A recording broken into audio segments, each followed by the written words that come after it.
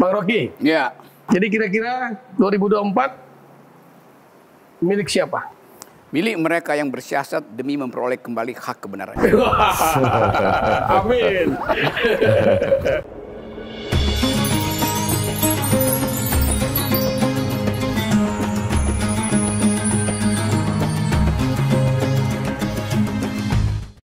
Assalamualaikum warahmatullahi wabarakatuh. Jamaah dimanapun berada, saya sedang bersama dengan santri-santri penghafal Quran Pondok Pesantren Tahfiz Quran Az-Zahra. Mari kita support Pondok Pesantren Tahfiz Quran Az-Zahra gratis melalui donasi Bank Syariah Indonesia (BSI). Nomornya catat baik-baik, 76 7-nya 5 kali, 77 777 656. Sekali lagi 76 77 656. Jangan lupa hubungi kontak person berikut ini 0822 4739 5624. Sekali lagi 0822 4739 5624. Berkah selalu, ma'akalta fa'afnaita. Rezeki, uang, gaji, pendapatan yang kau belikan makanan akan busuk. Wa malabista fa'ablaita, yang dibelikan kepakaian akan lapuk. Wa mata saddaqta fa'amdaita, yang kau sedekahkan itulah yang akan kekal abadi menjadi amal bekal untuk hari esok. Berkah selalu. Assalamualaikum warahmatullahi wabarakatuh. Az-Zahra nahnu juz'un la yatajazza. Allahu Akbar. Bismillahirrahmanirrahim. Rabbi shrah li sadri wa yassir li amri wa uqdatan min lisani yafqahu qawli. Allahumma shalli ala sayidina Muhammad wa ala ali sayidina Muhammad. Assalamualaikum warahmatullahi wabarakatuh. Waalaikumsalam. Para sahabat Ustadz Abdul Somad, hari ini adalah hari luar biasa karena kita menemukan kembali dua orang berakal sehat, yaitu Profesor Akal Sehat, Profesor Rocky Gerung, bersama Ustadz Akal Sehat, Ustadz Abdul Somad. Ya, semoga diskusi kita hari ini akan memberikan pencerahan buat kita semua yang masih memiliki akal-akal sehat. Amin. Ya. Kita mulai, materi ini adalah tentang apa saja, dan yang menarik sekarang adalah menjelang pemilu 2024. Kita mulai dari Bang Rocky, bagaimana kira-kira situasi politik menjelang pemilu 2024. Kemudian nanti Ustadz Somad bisa menyampaikan bagaimana suasana hati keumatan yang mesti dijaga menjelang pemilu 2024. Baik, silakan Bang Rocky. Oke, terima kasih. Diki Amar sehat juga. Diki Akar sehat juga dia namanya, AS juga. Betul Pak Diki, saya ada di sini. Terima kasih Ustadz Somad. Karena saya rindu untuk bertemu dengan akal tuh. Akal akan ketemu akal, otak ketemu otak, dengkul ketemu dengkul. Jadi saya senang selalu membayangkan bahwa Indonesia diasuh di dalam percakapan kebudayaan. Percakapan politik itu terlalu bukan berbahaya tuh ya, sedikit menjijikkan buat saya percakapan politik. Karena itu isinya transaksi itu. Bukan pembicaraan yang membuat orang punya harapan. Orang kalau dengar diskusi politik hanya mau bunuh diri aja tuh. Karena merasa nggak ada harapan. Jadi saya ada di sini di Pekanbaru berupaya untuk menyapa teman-teman bersama sahabat saya Ustadz Akal Sehat, Profesor Abdul Somad, yang juga menuntun kita dengan kejernihan pikiran. Dia ada dalam kontroversi macam-macam, tetapi idenya tentang persamaan, tentang kesetaraan manusia, tentang persahabatan itu menetap tuh. Dan dalil-dalil itu yang saya setujui dari Pak Ustadz Akal Sehat. Tadi soal yang ingin orang tahu tuh, apa sebetulnya masa depan Indonesia? Kalau kita lihat per hari ini, ada percakapan tentang capres-cawapres. Bahkan Pak Jokowi mengatakan, saya tidak akan netral, saya mau cawe-cawe itu. Artinya, beliau ingin ikut terlibat, dan begitu Presiden ingin terlibat, dia akan pergunakan seluruh peralatan dia untuk berkuasa. Itu. KPK, polisi, sogok menyogok. Jadi Presiden merencanakan kecurangan sebetulnya kan. Itu yang mau kita cegah dari percakapan ini. Tapi udah, itu adalah urusan masyarakat Jakarta. Tetapi apa yang diputuskan Jakarta itu akan berlaku ke Indonesia. Jadi kita mau cegah jangan sampai Jakarta memonopoli percakapan yang isinya adalah politik tingkat tinggi yang sebetulnya kualitasnya rendah gitu. Jadi itu bahayanya kalau kita membiarkan Presiden menguasai alat-alat komunikasi, menghegemoni pembicaraan publik, dan kita kehilangan harapan. Sekali lagi, saya menganggap bahwa politik ke depan itu akan diisi oleh kecemasan dan kebimbangan. Itu pentingnya suara akal sehat dari Pekanbaru. Kita berharap pembicaraan semacam ini diikuti dan dipercakapkan di tempat-tempat yang lebih khusus. Mak-mak boleh diskusi, mahasiswa diskusi, buruh diskusi, supaya ada tata bahasa bersama untuk menyelamatkan Indonesia. Jadi itu poinnya. Baik. Poinnya adalah bahwa cawe-cawenya presiden bisa menimbulkan keresahan di masyarakat. Tapi kita umat Islam mesti menjaga rasa itu dengan keyakinan dan keakidah kita. Bagaimana kira-kira menyikapi itu, Prof. Ustadz Somad, atas cawe-cawe presiden, dan kita tidak boleh suuzon terhadap adanya bakal kecurangan karena cawe-cawenya dan lain-lain. Mungkin Prof bisa mencerahkan umat Islam dalam hal ini. Bismillahirrahmanirrahim. Assalamualaikum warahmatullahi wabarakatuh. Saya hari ini dapat durian runtuh. Kedatangan Bang Rocky Gerung yang sangat membahagiakan, mengharukan. Ruangan ini dipakai pertama kali oleh Bang Rocky Gerung. Bang Pak Diki beserta keluarga, terima kasih. Sahabat Ustadz Abdul Somad dimanapun berada. Lau kuntum salasatan fi safarin, kalau kamu ada 3 orang melakukan perjalanan, falyu'ammiru ahadakum, angkatlah 1 orang menjadi pemimpinnya. Kalau 3 orang saja berjalan mesti ada 1 pemimpinnya, apalagi sebuah negara yang besar. Maka itu dasar kita. Mengangkat pemimpin berdasarkan syura, musyawarah. Wa amruhum syura bainahum. Orang beriman itu bermusyawarah untuk menetapkan kepemimpinannya. Dan sekarang kita tidak lagi tinggal di negara monarki. 1723 sampai 1946 Kesultanan Siak Sri Indrapura diserahkan kepada Presiden Soekarno. Sekarang kita mesti terbuka mata bahwa kita tinggal di negara demokrasi. Dalam dunia demokrasi, biarkanlah orang memilih. Orang punya pilihan. Jangan dia digiring dengan adanya kekuasaan, mengendorse, dan lain sebagainya. Biarkanlah orang ini bebas untuk memilih pilihannya. Sadarkan bangsa ini bahwa kita tinggal di sebuah negara bernama demokrasi. Jangan sampulnya demokrasi tapi isinya monarki. Apalagi kalau sampai sampulnya demokrasi isinya anarki. Kita teriak-teriak tidak boleh khilafah, tidak boleh khilafah. Karena bertentangan demokrasi, tapi perbuatan kita sendiri sebetulnya adalah bau-bau monarki. Kita ingin berkelanjutan terus dengan segala macam usaha yang kita lakukan. Dari mulai penambahan waktu limit yang sudah ditetapkan oleh demokrasi, kemudian tidak bisa melakukan itu, lalu kemudian dilanjutkan oleh orang yang berbeda tapi signalnya tetap sama. Nah, jadi sebagai seorang yang mengerti, maka kita mesti menyadarkan umat ini.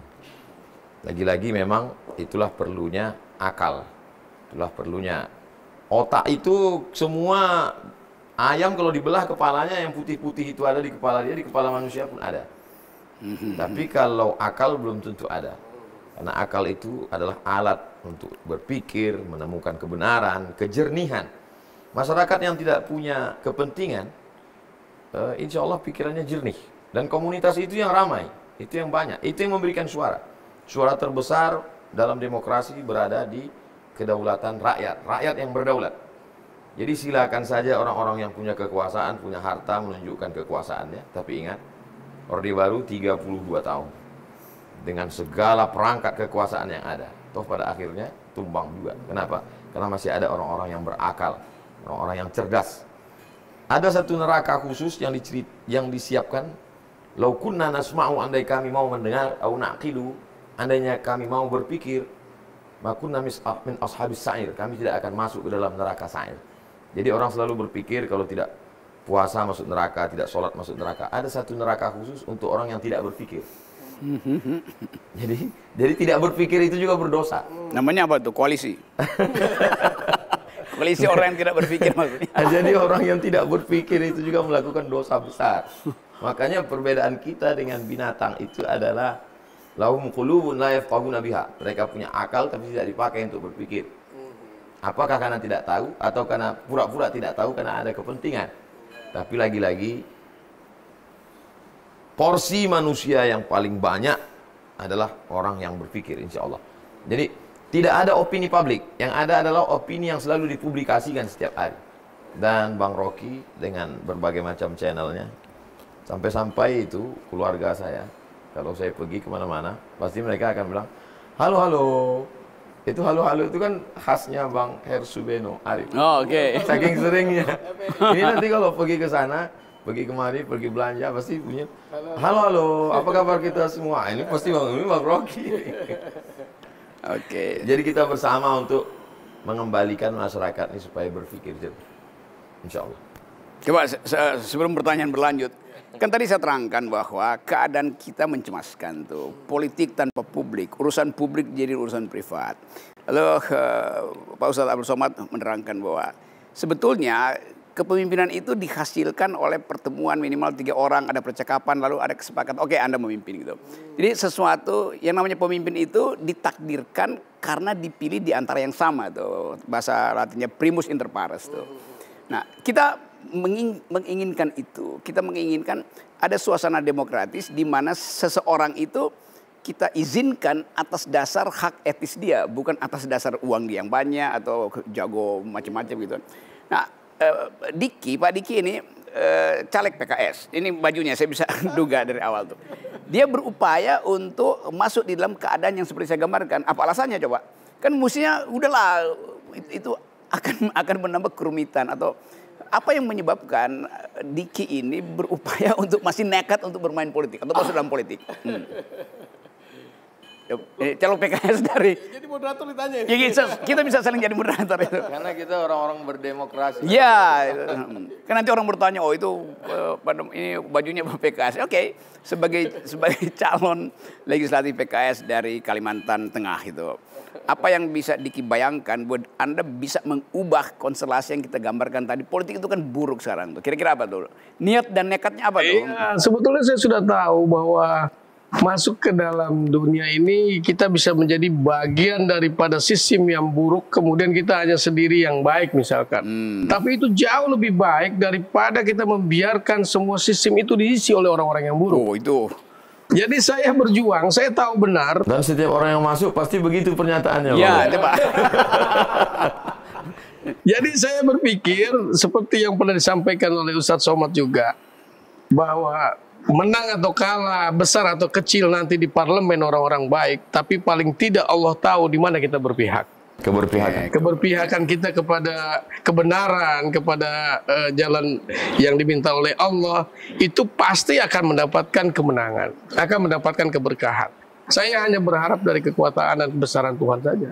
Oke, itu poin yang membuat batin itu agak tenang. Iya. Kan, bahwa ada orang yang dengan niat ingin memperbaiki republik itu, dan kalau niat itu nggak dihasilkan, artinya kita membiarkan peternakan politik itu dikuasai oleh bajingan-bajingan ini kan. Iya, Jadi iya. walaupun ada sinisme, tapi orang merasa, kalau saya bahkan udah pernah berpikir saya mau boikot aja pemilu tuh, mahasiswa mau golput aja tuh, tapi tetap ada manusia-manusia etis yang berupaya beri saya kesempatan, saya bisa lakukan itu.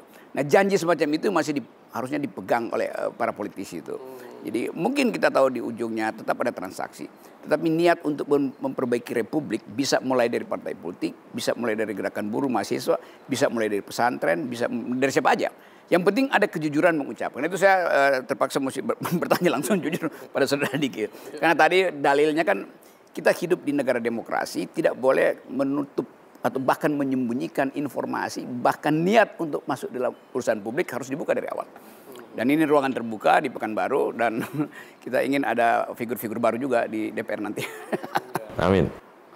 Prof. Ustadz Somad, ada dilematis orang-orang Muslim yang mengerti soal ajaran agama yang melarang soal suap menyuap. Tapi pragmatisme di Indonesia, pragmatisme di masyarakat, bahwa money politik itu bagian daripada kemenangan. Tanpa itu, sepertinya akan susah kita dapatkan kemenangan.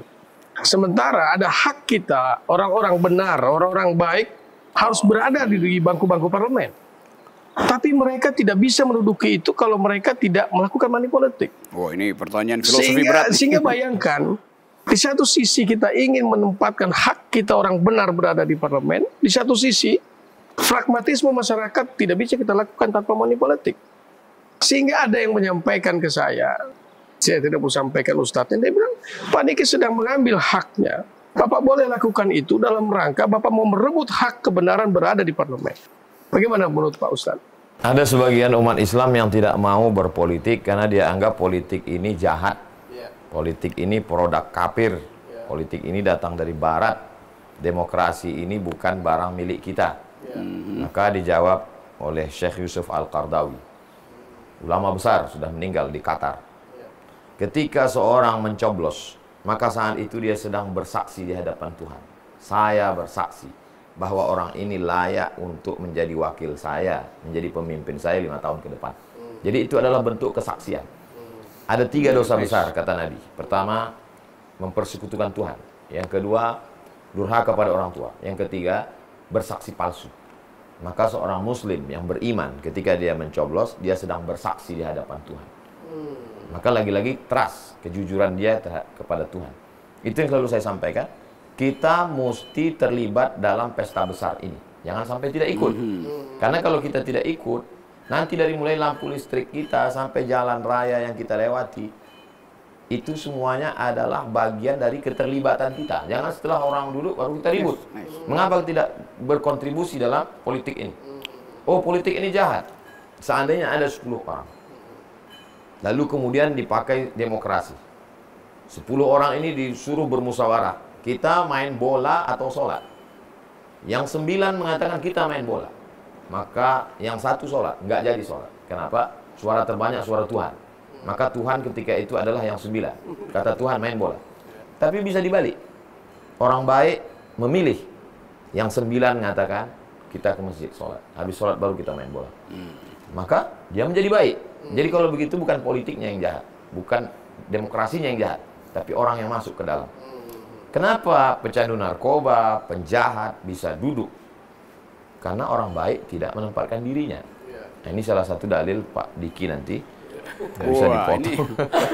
Maka apakah pragmatisme masyarakat itu harus kita ikuti? Tentang selera bahwa masyarakat ini memilih karena uang. Lalu ada calon yang bisa memberikan uang. Yang satu dengan trust kejujuran. Di mana-mana saya sampaikan dalam tabligh akbar. Ambil uangnya, jangan coblos orangnya.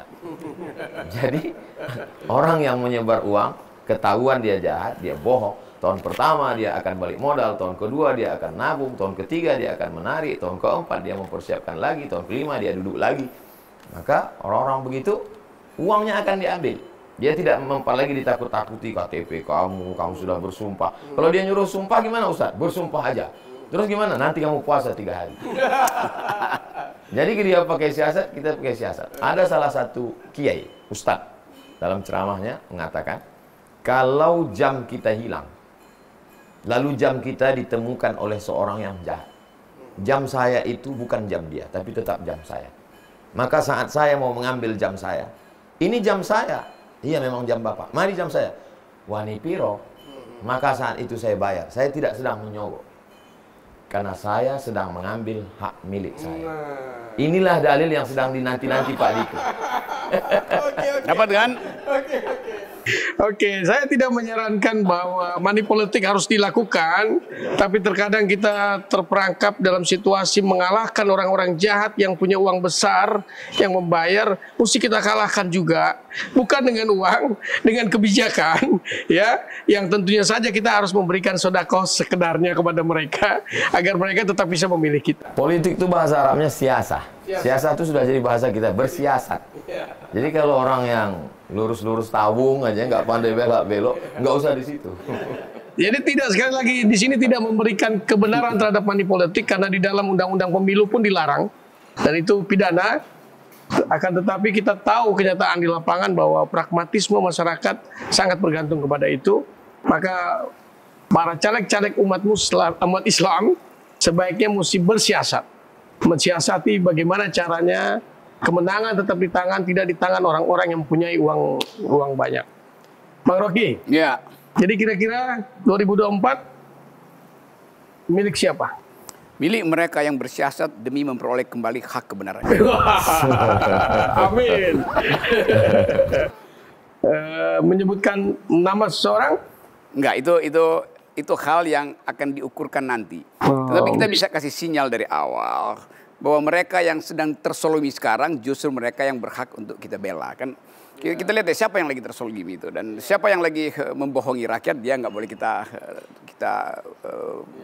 ajukan. Kita tidak mengendorse mereka yang pernah mengkhianati rakyat.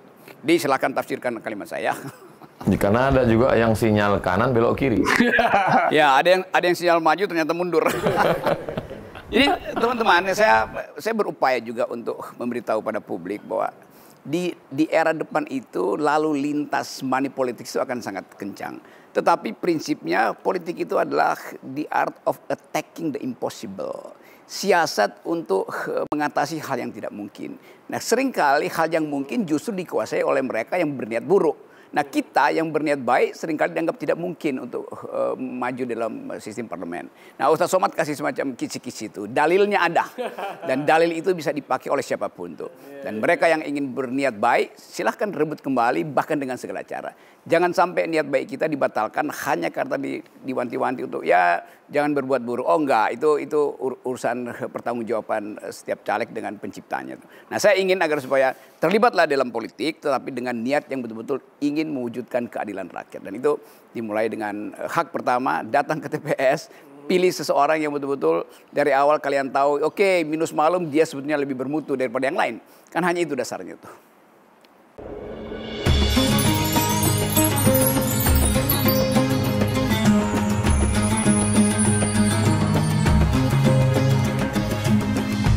Misalkan saya lurah nih, Pak Bang Rocky.